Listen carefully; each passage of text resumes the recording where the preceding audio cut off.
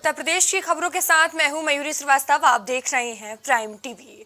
उत्तर प्रदेश सरकार के नगर विकास मंत्रालय द्वारा नगर सफाई महाअभियान चलाया जा रहा है।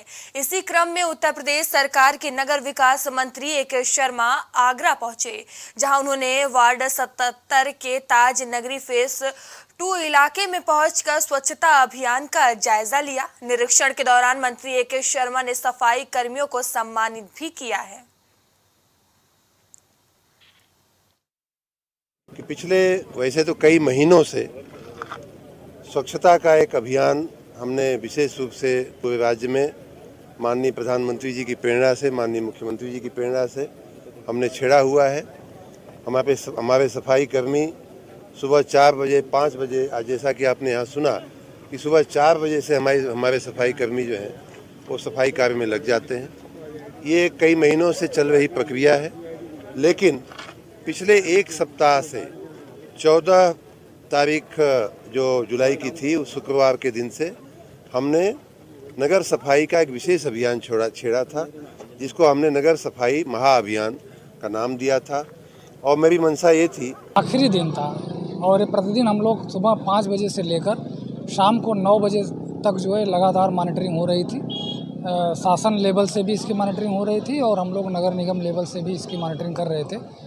उसी के क्रम में आज माननीय नगर विकास मंत्री जी, चूँकि प्रभारी मंत्री जी भी हैं ज़िले के, उनको कल वृक्षारोपण कार्यक्रम में शामिल होना है। उसी के क्रम में माननीय नगर विकास मंत्री जी आए हुए थे और आज उन्होंने ये जो पीछे आप देख रहे हैं ये गार्बेज वल्नरेबल पॉइंट है, चूँकि ये एक्सटेंडेड एरिया था और पिछले साल ही एडीए से हमें हैंड ओवर हुआ है ताज नगरी फेज़ 2, तो इसको हम लोग समाप्त करना चाहते थे और उसी के क्रम में इस महाअभियान के दौरान ही हम लोगों ने इसको चुना और आप देखेंगे काफ़ी ज़्यादा यहाँ गंदगी। सुल्तानपुर की सांसद मेनका गांधी बतौर मुख्य अतिथि लोकार्पण समारोह में शिरकत करने पहुंची। उन्होंने शहर के प्रमुख मार्गों के चौड़ीकरण और सुंदरीकरण योजना का लोकार्पण कर जनता को उसे समर्पित किया। इस मौके पर सांसद मेनका गांधी ने शहर को सुंदर बनाने के लिए विधायक विनोद सिंह का आभार जताया। साथ ही कहा कि 4 साल में सड़क बनाने के लिए हमें काफी कड़ा संघर्ष करना पड़ा है। इसके साथ उन्होंने शहर को सुंदर बनाने के लिए इस शस्त्र में 1000 पौधे लगाने की बात कही। लेकिन अब हुआ है, इसमें शहर को फ़ायदा ये है कि एक तो सुंदरता आई है, डिवाइडर्स लगे हैं, पेड़ लहराते हुए दिख रहे हैं, उसके ऊपर से जैम्स बहुत कम हुए हैं। ये अलग बात है कि अगर कोई मुहर्रम के लिए निकाले या कोई दिवाली के लिए निकाले या कुछ और तो फिर कुछ हो जाता है, लेकिन नहीं तो जैम बंद हो गए हैं। अब कोशिश यही होगी कि पूरे शहर को हम सुंदर बना दें। जलवायु नियंत्रण के लिए क्या आह्वान करना चाहेंगे लोगों से पौधरोपण की दिशा में? जी, अगर मैं आपसे ये बोलूं कि आप बीमार हैं और उपाय केवल एक दवाई है, तो जो नहीं लेता है दवाई वो तो मूर्ख होगा ही। इस वक्त धरती बीमार है। राष्ट्रीय जांच एजेंसी एनआईए ने आतंकी हमलों की साजिश रचने के आरोप में एएमयू के एक छात्र को झारखंड से गिरफ्तार किया है। एएनआईए ने कहा कि एएमयू में पढ़ाई के दौरान छात्र फैजान आतंकवादी गतिविधियों में शामिल था। इस मामले में एएमयू प्रशासन का कहना है कि छात्र ने एएमयू में एडमिशन लिया था। एएमयू प्रशासन ने छात्र का पूरा डेटा खंगालने के बाद इसकी जानकारी पुलिस को सौंपी है। छात्रों को एस नॉर्थ हॉल में कमरा अलॉट किया गया था। एनआईए के खुलासे के बाद अलीगढ़ में यूपी पुलिस भी एएमयू कैंपस में जांच पड़ताल कर रही है।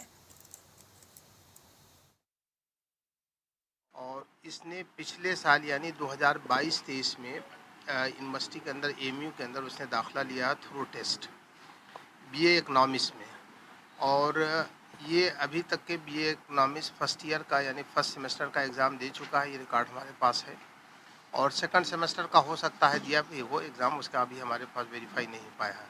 तो अब ये इस साल 13 जुलाई के बाद से बीए सेकंड ईयर में इसको आ जाना चाहिए।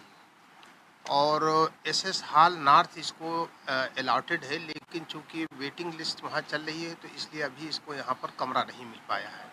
तो एसएस हॉल नॉर्थ में फ़िलहाल ये नहीं रह रहा था, जैसा कि हमारी जानकारी है उसके हिसाब से ये कहीं बाहर रह रहा था। अब बाहर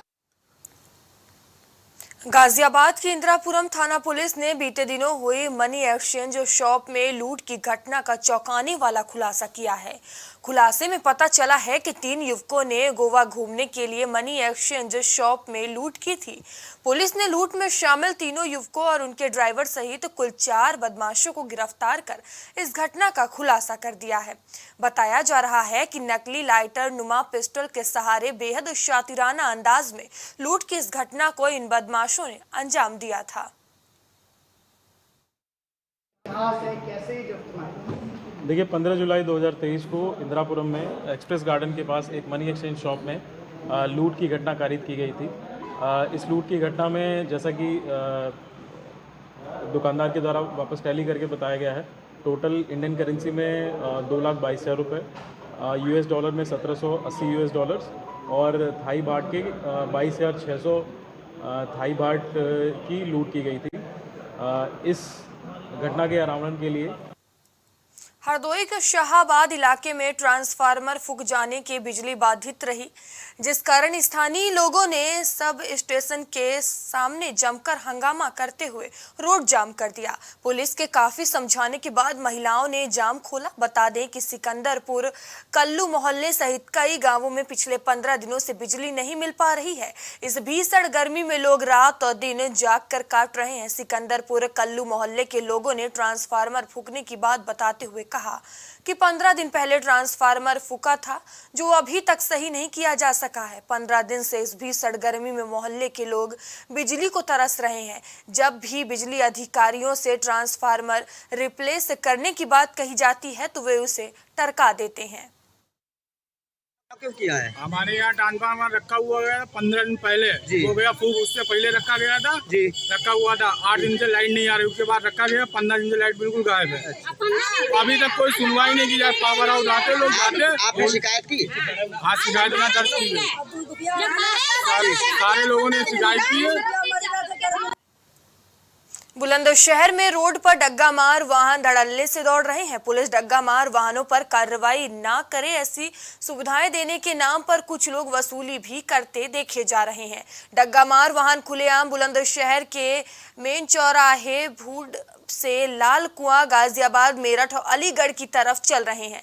इसी क्रम में सूचना पर भूड चौकी पुलिस द्वारा कार्रवाई करते हुए गाड़ियों के चालान किए गए और साफ तौर से कहा गया कि अगर कोई भी कानून का उल्लंघन करता पाया जाएगा तो सख्त कार्रवाई की जाएगी। पुलिस के साथ साथ ARTO राजीव बंसल भी चौराहे पर पहुंचे और डग्गा मार वाहन के साथ साथ रोड पर खड़े वाहन जो कि सड़क पर जाम लगाए हुए थे, सभी के चालान किए गए और साफ तौर पर कहा गया अगर इस तरह की गलती फिर से की जाती है तो गाड़ियों को पूरी तरह से सीज कर दिया जाएगा।